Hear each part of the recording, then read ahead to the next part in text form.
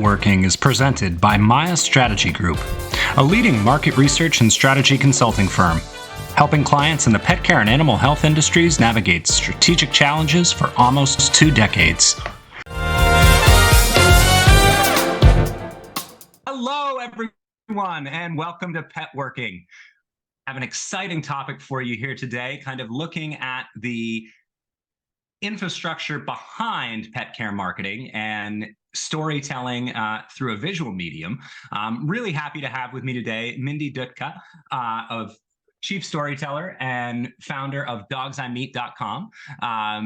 We've all seen fantastic pictures of dogs and cats on the bags of our dog food, in signs in stores, and in videos on TV. Mindy, I don't think does as much in the videography realm of the spectrum. She more focuses on photography, but there is a science and an art to storytelling that allows brands to be successful, that allows veterinary groups to be successful, and that allows rescues and shelters to be successful. I think we all identify much more strongly with something when we can put a face or a furry tail or a nose behind it, and that's what Mindy does. So I'm really happy to have her on today. Mindy, thanks so much, and welcome to Pet Working. Thank you. Thanks so much for inviting me to be a guest.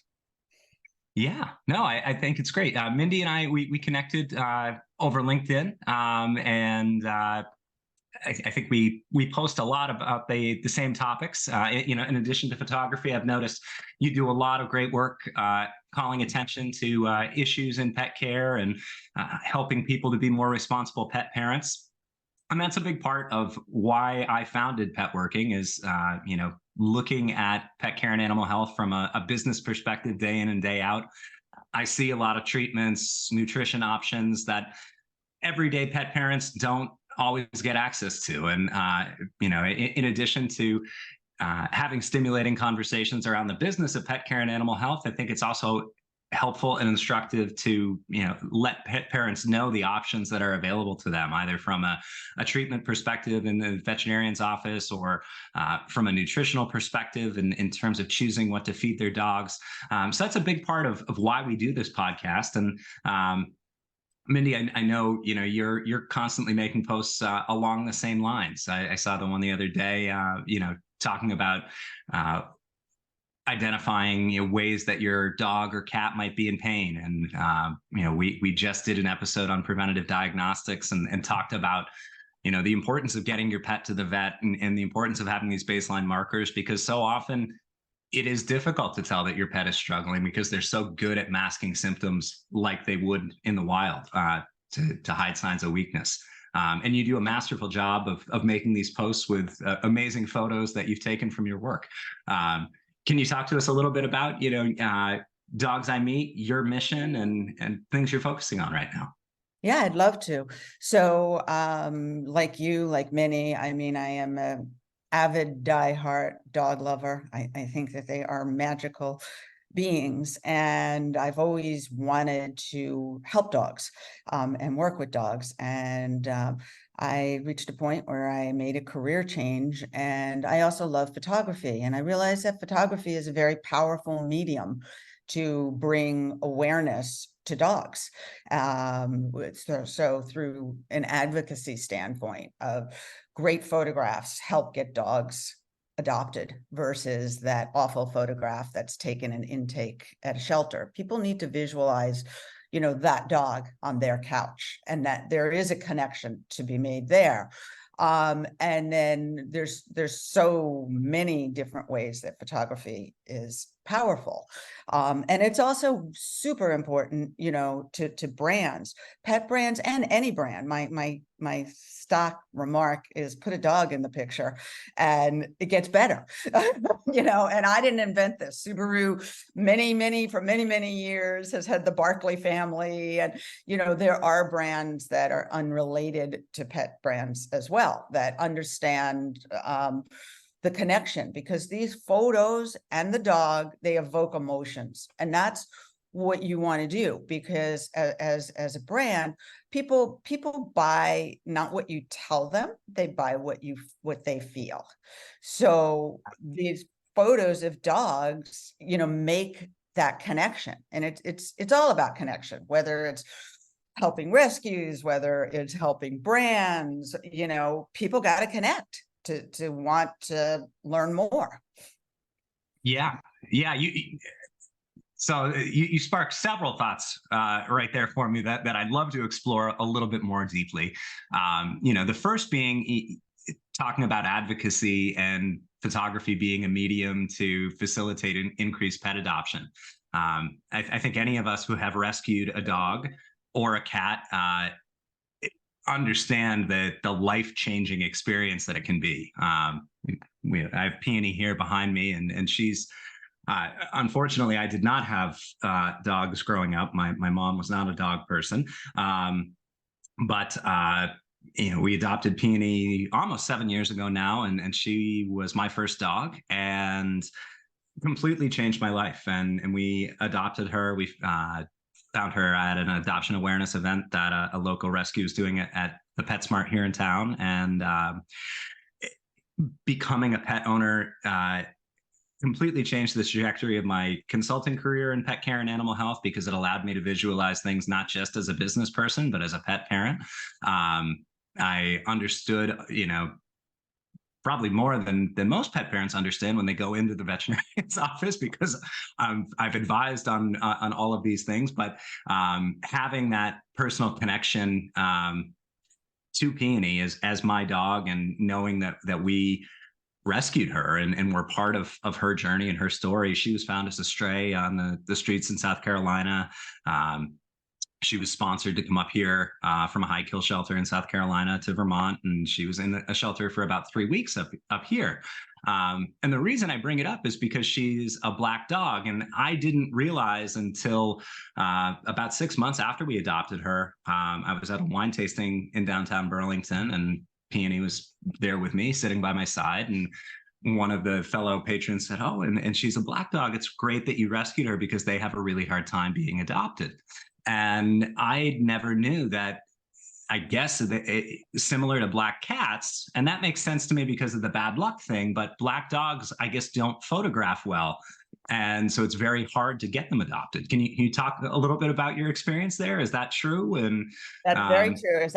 It's called the black dog syndrome.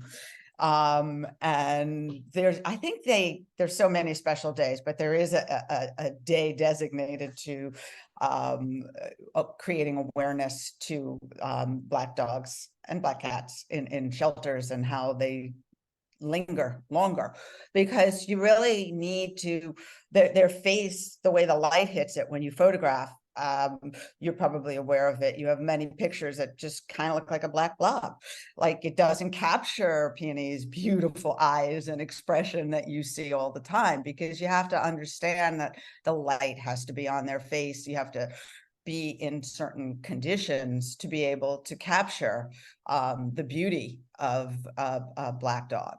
So there is definitely that issue. So that hurried, awful photo in the cinder block shelter gets even worse when it's a black dog, because you don't even, half the time you can't even see their face.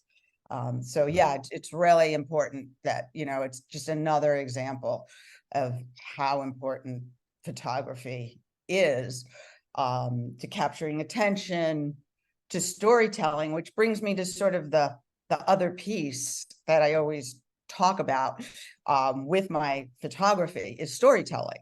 So it's visual storytelling, but it's telling the story, whether it's the story of a brand, it's the story of you and Peony, like capturing a great shot of the love between you, in a shelter, capturing the life of a dog, or just the joy, of a dog. So there's so many stories that can be told through these photographs. And back to the point we were talking about with brands, particularly with pet brands, it's been my experience that a good majority of the founders founded just like you sort of shifted your career once you got Peony, and they founded their business as a solution to a problem that they discovered with their loved pet. Farmer's dog, perfect example. The founder, I think the founder, I his feel dog, neat. we see it every year at Global Pet and Super Zoo. There's another brand that's popped up, whether it's a treat or small production boutique pet nutrition company. We just interviewed a better treat, and that episode will be coming out in a couple weeks. But very much, from the perspective of as I was talking to them, Boris, the founder, he wasn't on the episode. His partner was, but she was saying, Boris, he's her cousin, and she was saying, he was never a dog person growing up, and then he adopted a dog, and now he has a pet food company. I was like, kind of sounds like me. I mean, I was consulting in pet care and animal health before I adopted Peony, but they just become such a huge part of your life. And I think to your career change and realizing, your ability to use photography as a medium to help dogs, particularly in the spectrum of adoption. I think one of the things a lot of people who have adopted a dog struggle with is that you realize there are so many more dogs that you can help, and you can't adopt them all yourself. And so it seems like you found a great way to be able to, extend assistance to dogs that are in need of a new home and help facilitate them finding their forever homes with your photography. I'd be curious, Mindy, how many shelters a year do you work with? And do you have any particularly inspiring stories of dogs that you've photographed that you have helped find a new home that maybe had been in the shelter a while, and then after working with you they were catapulted on a new journey? Yeah, and actually that sort of segues into another part that I wanted to talk about is I like to say I bridge the gap between professional dog photography and advocacy. So I'm going to share a story.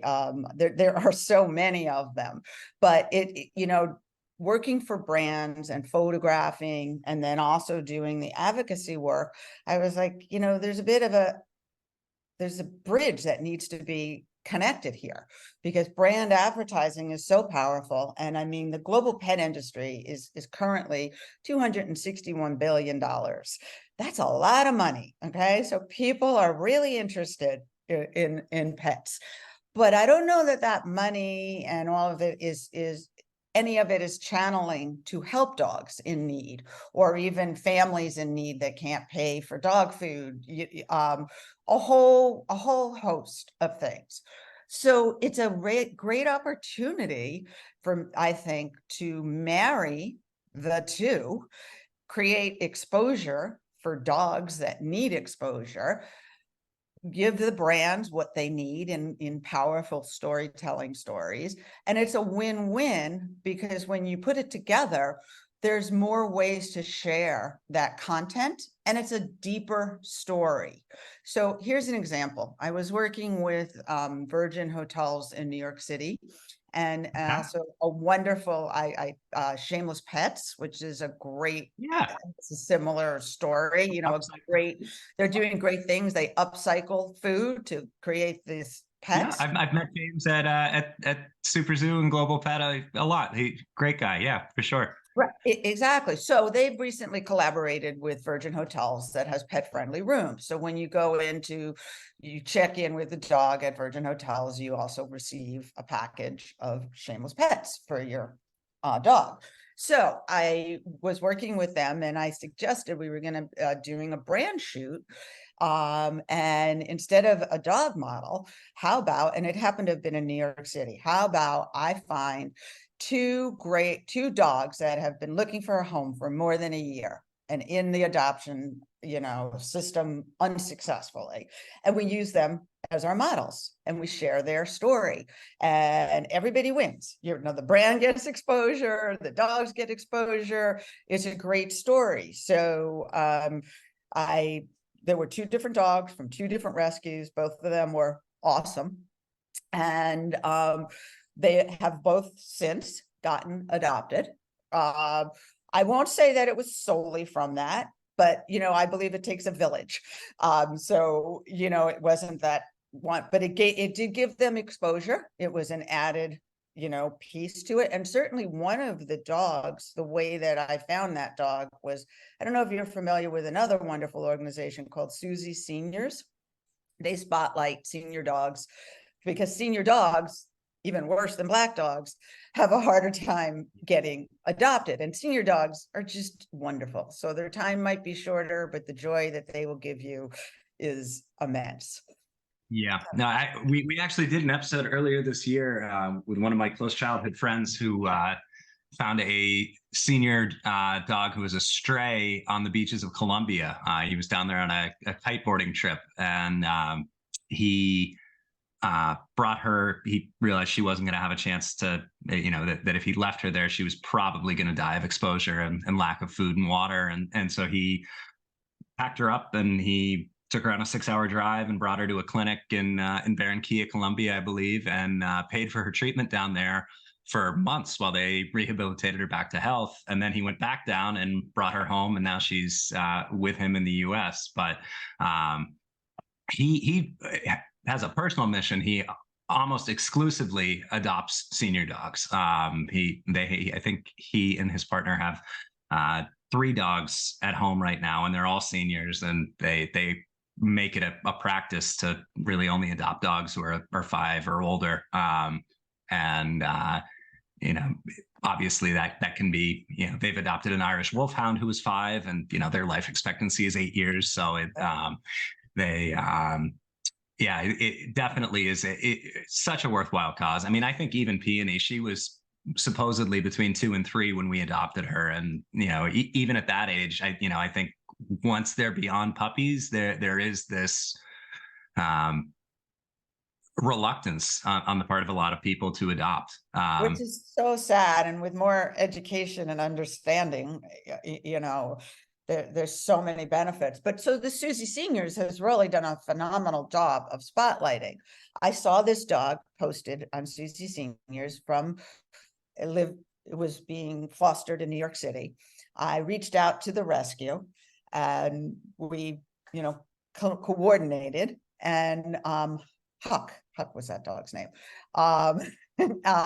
We photographed Huck, and then unfortunately Huck still, you know, after the photograph still didn't, the shoot wasn't getting adopted. So the rescue reached back out to Susie Senior and asked if they wouldn't consider doing another posting story about Huck. And the story was focused on about how I found the post, and, you know, Huck got this great opportunity to be in this photo shoot, but is still not being adopted. And they used the photos from the brand shoot that I did. And sure enough, someone came and said that photo spoke to them. And when they saw Huck, they knew Huck was their dog.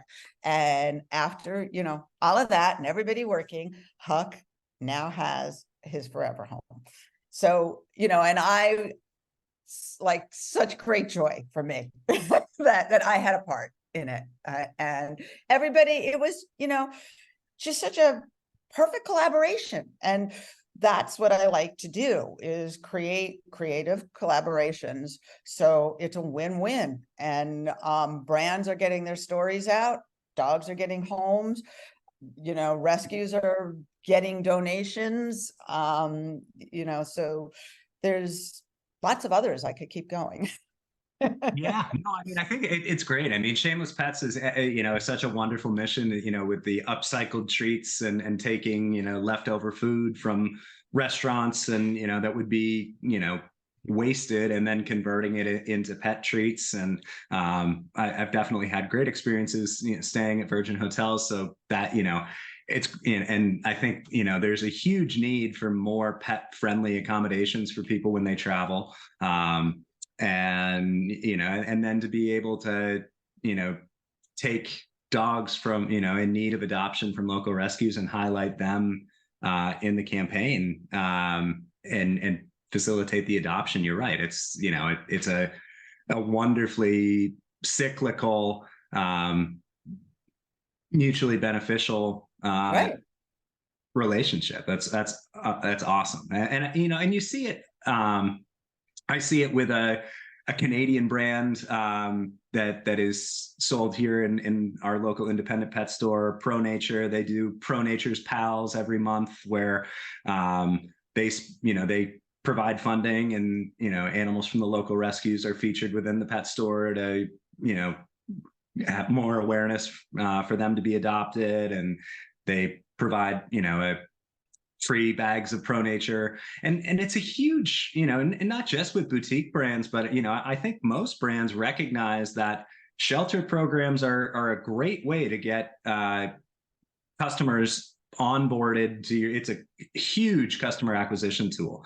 If this is what they were fed in the shelter, keep feeding it to them at home.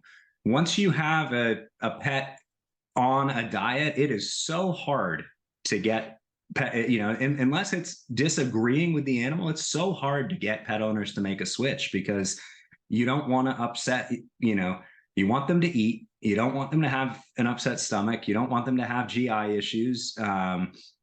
And transitioning a pet from one diet to another is a multi-week process. You start 10% of the new food and titrate up until you completely rotate and switch it out. So if you, as a brand, can get your food into a shelter and send that pet home when it's adopted with your food, chances are you've got a customer for a good amount of time. And it helps the animals.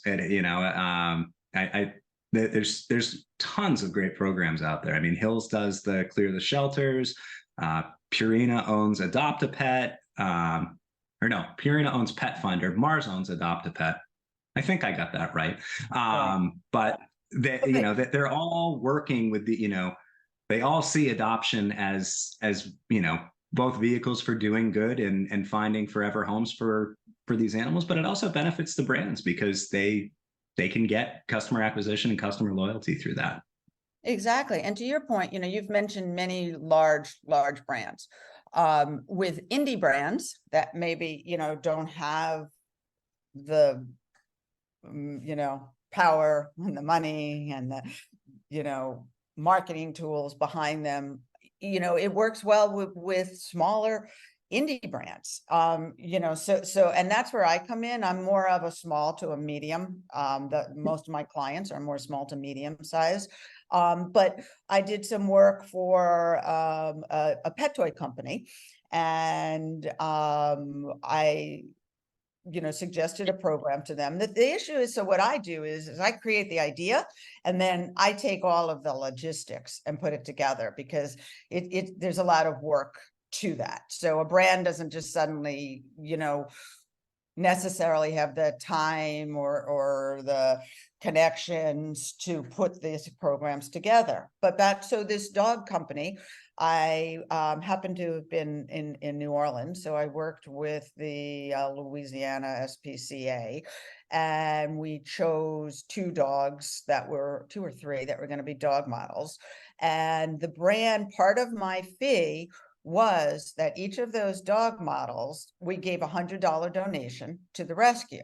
So that's an important key, that the rescue has something of value other than just a promise, because rescues basically run with volunteers, they run on overwhelm. So if I'm going to need a volunteer to work with me and bring me the dog to do this photo shoot. So it has to be of value and worthy to the rescue, not an empty promise of you're going to get exposure. So start with what everybody wants: money. So a donation is made. Or donations of food. I know a lot of brands will, like I was alluding to earlier, will supply their food to the shelter, and that's a huge win for them, because, like I said, if that's what they're getting fed in the shelter, then and you're sending them home with a coupon to, get another bag to get started, chances are as a brand, you're getting a customer, Right. potential for life. Exactly.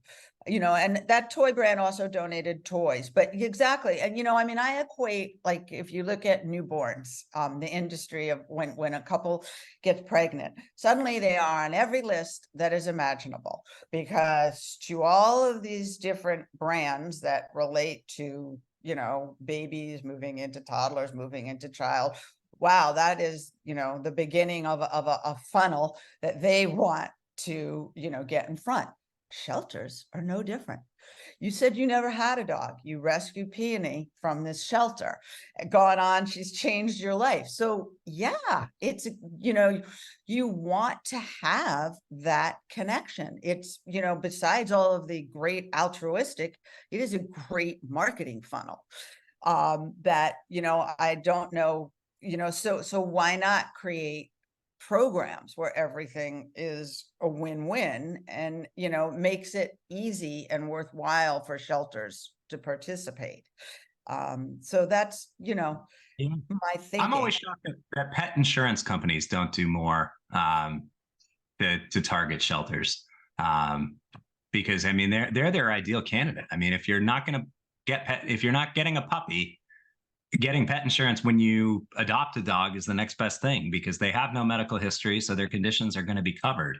I would think, you know, I'm surprised more pet insurance companies haven't done it, but I mean, yeah, adoption is it's such a wonderful tool, because it, you know, it's helping animals in need, but it, you know, at the same time it does provide that you know, there is a, and I don't want to sound callous, because, you know, the most important thing is giving the animals a home, but, you know, in service to that goal, if brands can benefit, why not? It's a win-win, you know, and it needs to be, you know, more used. Another example, a little bit different, but I was working with Kong, and Kong is a wonderful company that has great, Yeah. you know, shelter programs to give shelter toys, which, you know, create activity and you know, relieve boredom and so forth in shelters. But I was working with one of an organization where I was raising money for a great cause in Playa del Carmen, Mexico, where they're doing spay neuter clinics. A rescue within the rescue community of Playa del Carmen has put together these monthly spay neuter clinics that are free to the community, but they're not free, so they need to raise money. Their goal is to do this for 5 years to really make a dent. There's currently like 40,000 strays just in the Playa del Carmen area. Wow. But when I say strays, you know, it's interesting because the story that I'm telling, so we've been raising money to support through this organization that I work for, to support this. And I went down there in May to photograph. I digressed a little bit, but the story is they're not all strays. So culturally, there's a difference in the way that people own and have pets. You know, in Mexico, they love them. It's just different because they live in smaller houses with a lot of people, and you know, there's financial restraints. So the pets don't usually live in the house, they live outside. And those dogs are loved and, you know, do have a place that come back to and they get fed, but they're roaming the streets as well as dogs without families, you know, so is multiplying, and you know, lots of problems are happening. So what I found is that most of the people going to the spay neuter clinic were people who had dogs that love their dogs, so they were so grateful to take, you know, advantage of this wonderful opportunity. And to date, since 2022, I think they've done 16 or 17 clinics, and they have probably spay neutered about 7,500 dogs and cats thus far. Wow. Um, And this was a program that Kong was involved in as well. so what Kong did, I reached out to Kong. They weren't right. So this is the long road, twisting road to my story. But I reached out to Kong and said, "Hey, I'm going to, you know, Playa del Carmen. I'm working on this project, but I also work with several of the rescues down there, and I know it would be amazing to them if I could bring." Because the problem with Mexico is you can't really ship things. So I said, "I'll bring a suitcase, you know, and if you'll donate, I'll fill with Kong toys. And they were like, absolutely. And actually, Kong is coming out with a new line of cat toys. So again, so that it's a win-win situation. They asked if I had any connections with cats and shelters. And I said, yep. They said they've got this great new line of cat toys, and they would love to, give and get some photos. So I showed up in Playa del Carmen with my suitcase half full of Kongs and half full of cat toys, went to the rescue that, I work with, told them what I had and said, but, I have to photograph the cats in action. And it was so interesting because I went into a room that probably had 40 cats in it. And it was, for that, it was a decent sized space, but still small for those cats. Not a lot of interaction. There was like a large cattery on one of the walls, so there was some activity, but basically those cats were just kind of sitting around. I went in with some of the volunteers and people that were helping me, and we put these cat toys out. I should show you the pictures, but all of a sudden these cats like came alive, started playing with all these toys. Like they were so stimulated and so excited. And I got like some great shots. And everybody was happy. Kong, did a great thing. I was able to give these toys, to the shelter. The cats got toys and Kong got photos. So again, another piece of a powerful like photography, so it wasn't a brand shoot per se, but Kong valued, plus they're altruistic anyway. So again, it was just a matching up and aligning to make a good thing happen. Awesome. I didn't know they had a cat treat line or cat toy line coming out. That's cool. Yeah. I met, were you working with Meredith by any chance? We met. Yeah, I love Meredith. Yeah. Yeah. I met Meredith at the Pet Sustainability Coalition conference. We had her do a short kind of, we did a short podcast interview on site there out in Boulder back in June. So yeah, Exactly. Very cool. Yeah. So there's just like, so many different things. And so that's sort of, my niche, I never say that word right. Of partnering up, professional dog photography with brands to dog advocacy. Yeah. No, it's very cool. And the other thing, you mentioned earlier that I wanted to touch on, because we really haven't had a chance to talk about it on the show, is your comment about Subaru and brands, that aren't necessarily pet related, leveraging the human animal bond to drive sales. It's such a powerful medium and a powerful tool. Exactly. I mean, but pet friendly hotels are a good example. So they're not a pet brand, but they understand the pet industry and they're welcoming pets into their hotels. Cars, part of your life. There was recently I think it was a Hyundai commercial. It was really cool. And it was the story of a guy that gets a new Hyundai. He's got 2 kids. The kids they find a stray dog on the street. They adopt the dog. He's very reluctant at first to the dog. And, it goes through these episodes. He kind of like, they're all driving in the car with the dog and the man's like, not that happy. And then as time goes on, you see like the dog sitting at the man's feet and that relationship developing. You see the man playing with the dog on the beach until the last scene, where the dog's sitting up front, where the kid usually sits, dressed in a matching shirt with the man. Yeah. And they get in the back and it says something about, the journey of life. Hyundai never said anything other than that car was what carried them through the journey of life. Right. Beautiful example of storytelling. Most people remember is the dog. Yep. I get exactly. So yeah, we did a whole study years ago looking at the human animal bond and its use as a marketing vehicle, and both inside and outside of the pet industry, and it's so powerful. I mean,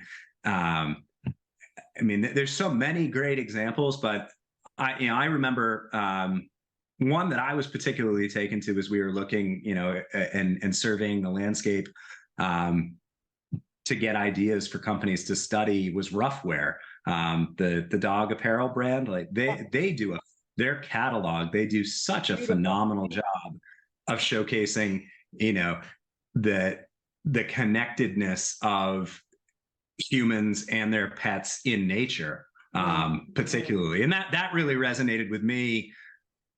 I mean, not only because I use Roughwear products, but I'm outside with Peony all the time, and in the winter we go ski joring together, almost every day, and it's so it's so elemental to the bond that we have. But it like anything else, any other friend you have, if you're not sharing experiences with them, the friendship isn't as strong. And I thought, between, because they provide apparel for ski joring, or, dog jackets or dog life jackets or booties to, it's all designed to help facilitate more adventures outdoors with your dog. And not saying that that's the only kind of connection you can have with your dog, but it really comes through in their marketing, and Subaru does the same thing. Subaru is really unique because Subaru has no humans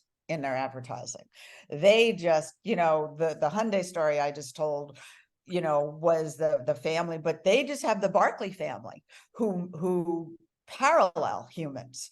And if you follow that trajectory of the Barkley family, there's like a puppy in the back that now years later, they have one where that puppy's grown and is driving off to college, and the mom and the dad, are waving goodbye. So they've just paralleled the dogs to be the humans, and they went all in, and and it's just dogs in their advertising.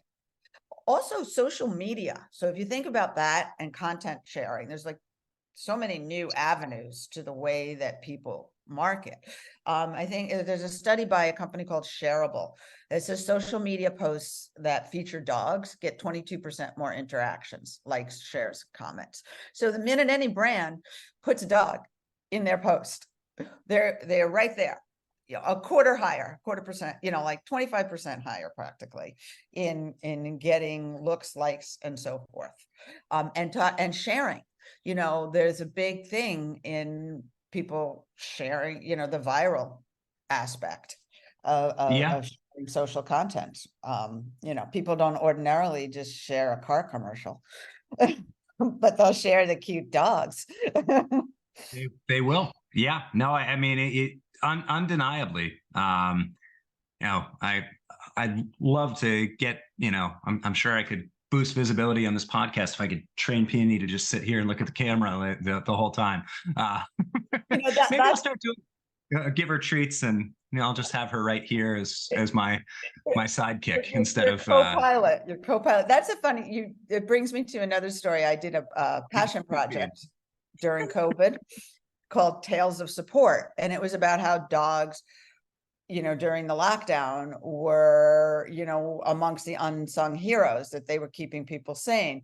But an interesting story is that one of the interviews that I did was from a family with a boy that was, like very, very shy and had a little bit of trouble interacting. And when school went virtual and he had to sit there in front of a camera, he was like really uncomfortable. And the teacher recognized that. And he had a dog that he was very connected with. The dog sat in the chair. The kid didn't have to be on the camera. And it was such, he became like super popular because everybody loved the dog in the chair. The dog was even included in the final class photo, once that they were able to do that. But just a random example of the power of dogs. Oh yeah. No, I mean the studies behind, showing the physical and emotional health benefits of having a dog, having a pet, but having a dog in general. I mean, the mental health benefits, the physical health benefits. I think studies have shown, people with a dog are less likely to become depressed. You're more likely to get out for a walk every day, so it contributes to your physical health. Um, you know, the just the simple act of petting a dog can de-stress people. You know, we hear about therapy dogs in hospitals, but like, I know personally, if I've had a tough day or a tough call, you know, I can go and just sit and pet Peony for a few minutes and get a lick on the face, and it recenters you to Right. a tremendous extent. Exactly. Yeah, Exactly. They're so powerful. And, when I married that to photography, yeah. to create these storytelling in visuals that, it's, I How don't know, many very fulfilling. dogs would you estimate you photograph in a given year? Ooh.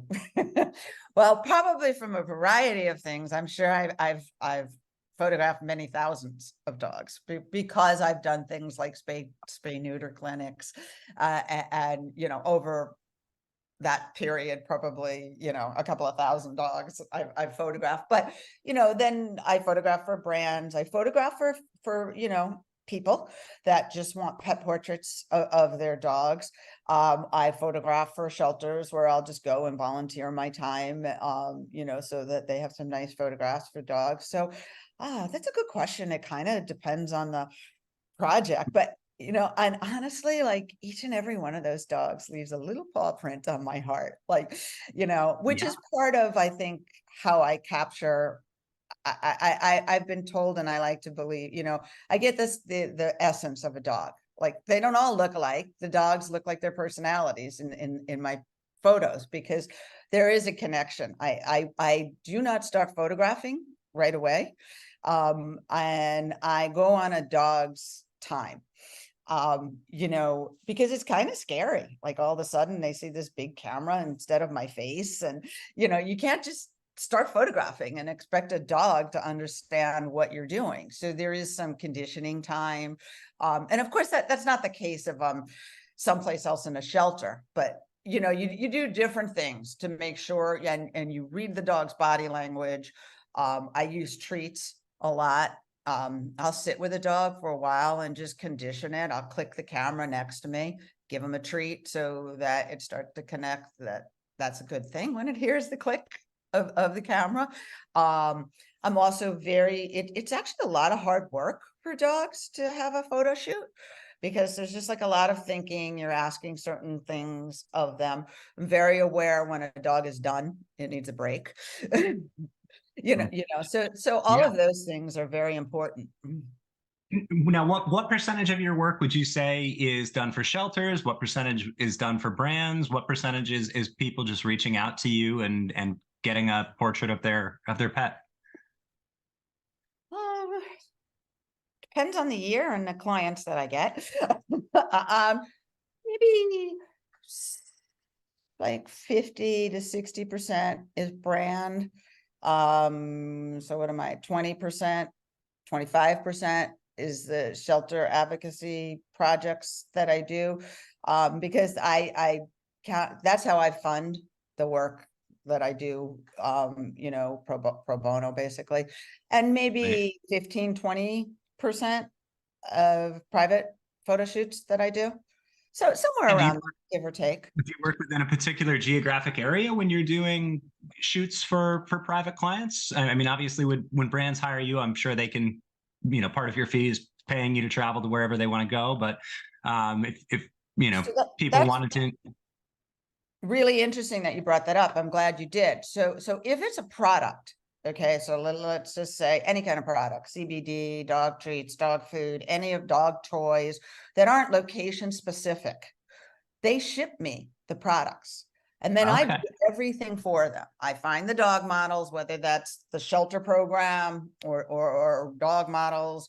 I select a location after I've spent time discovering and talking to the client about what their story is and what it is that we're trying to tell. So that's how I match up, location, dogs, what I'm trying to capture. So I live in the Boston area. So for many companies, doesn't matter. I don't have to be where they are to photograph. So we just work everything out. They ship me the products. I take the photos, I show them their gallery, they make their selection, and it's all done for them. Some other, I photograph for a veterinary clinic that has a very unique story proposition where they don't separate people from the dogs, from the animals. They're Veterinary located, emergency, right? exactly. They're located around the country. So for that, then I do travel to, location specific, because those photos are taken within their hospitals in the different locations, and they like it. They don't shoot from just one location because they want each of their employees at the different hospitals to be focused. They want the story to be about the particular hospitals. So that's another example where I do travel on location. The story I told you about Virgin Hotels, that, yeah, I got to travel to where that Yeah. location is. So it depends on, on what it is. I know Veterinary Emergency Group just opened a new clinic in Redmond, Washington, because Melanie Bowden, who has a phenomenal TED Talk on veterinary burnout, which we referenced in earlier episodes. I'd love to trying to get her on the show at some point, but they just opened it. Did you do that shoot as well, or? No, I haven't done that one yet. Okay. So yeah. Very cool. And for private clients, do you work predominantly in the Boston area, New England area? How far? Again, I'm willing to travel, and what usually works for private clients, I do the majority of them in the area where I live, but I travel often. So let's say I'm going to be in New Orleans for some reason, or I'm going to be in California for some reason, or I'm going to be in New York City for some reason. I'll open up and I'll say, I'm, going to be in this location if you're interested in booking a photo shoot. So, and then, people sign up, and then we do a photo shoot. So, Neat. again, the majority is more centrally located to where I am, but I've done photo shoots all over the place. Very cool. Yeah. I mean, it makes a difference. I think, like you said, just like, family portraits every year, it's important to capture that time. And we have such limited time with our dogs relative to other members of our family. A lifetime for them is, maybe 2/3 of a childhood. So, Right. And I always like to remind people, it is an investment to do professional dog photos, because some people are like, why would I do that? I have an iPhone, but it's very different. I mean, even if I look back to my daughter, who I was not always a professional photographer. So yeah, I was a hobbyist, but I didn't have any fancy camera or particular great, knowledge. The pictures that are still out that are, are the ones that were professional photos, because they were taken, with certain equipment. They were printed on certain type of paper.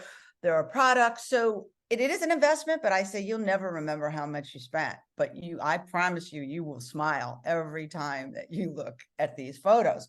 So I do encourage people to, invest in professional, whether it's me or the other many dog photographers out there. They will never be sorry. And don't wait. And maybe more than once, your dogs change. Like if you do have the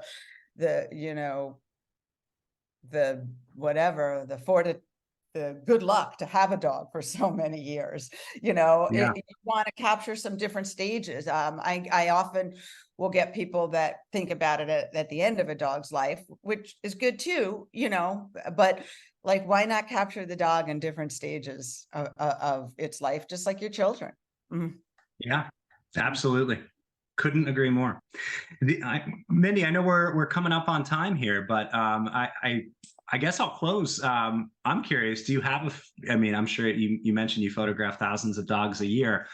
Do you have a favorite photo that you've taken? I have a lot. There was one particular that it was a older dog. He was, didn't have long. And the dog's name was actually Boston. It was a yellow lab. And it was during COVID. And woman contacted me that she wanted to give this gift to her husband. The dog it was both of theirs, but it was really the man's dog. And she worried about, how he was going to handle once the dog was no longer there. So she hired me as his Christmas gift. And it happened to have been around Christmas time that I did the photo shoot, which was significant because the dog was his first dog and was a Christmas gift, like right before they got married. And, when I have shoots like that, I clear my schedule as much as possible and try to do them as fast as possible. And the dog's favorite place was the beach. So I met them at the beach, and it was December, but it was a beautiful, magnificent day. The weather was perfect. And the pictures that I got were just so poignant of this couple and the love that they had for the dog. And the dog was already, pretty old. And I really tried to honor the dog and make sure that I got him looking, as well as he could. And it was just a beautiful series of photos. And this couple just was so grateful. And they made their whole living room. A lot of people don't do that. They made a wall in their living room of large canvases of this shoot. Wow. And as a surprise, what I usually do, because, actually the tagline of my business is because every dog has a tail, T-A-L-E. Yes. When I do private shoots in particular, I will take some time and interview and do a story related to the dog. And I was so touched by this couple that I did a special gift that I threw in, and I actually made it was in a magazine format of the story that they shared with me with the photos in it. And they were just blown away. And I don't know, that shoot really stands out, and that dog and the love, that stands out a lot for me, that shoot. That's awesome. Mm-hmm. That is fantastic. Mindy, this has been a fantastic conversation, and thank you so much for joining us today. I think I think that the diversity of the subjects that we spoke about, really just illustrates the centricity of visuals and photographs, not only to pet care and brand marketing, and the use of the human animal bond in marketing for other companies, but also in documenting the love and the relationship that we all have with our pets. And what better way to end it than that story you just told. I think if you're ever in Vermont, Peony and I would love to do a shoot at some point. So that'd be awesome. I get up there. You're in Burlington, right? Just outside of, yes. Yeah. Okay, let's talk off camera. Sounds good. All right. Well, on behalf of Mindy, everybody, this is Peter Kenseth with Pet Working, and thank you all for joining us for another episode, and we will look forward to seeing you again soon. Mindy, thanks again for joining us. Thank you. Thanks a lot.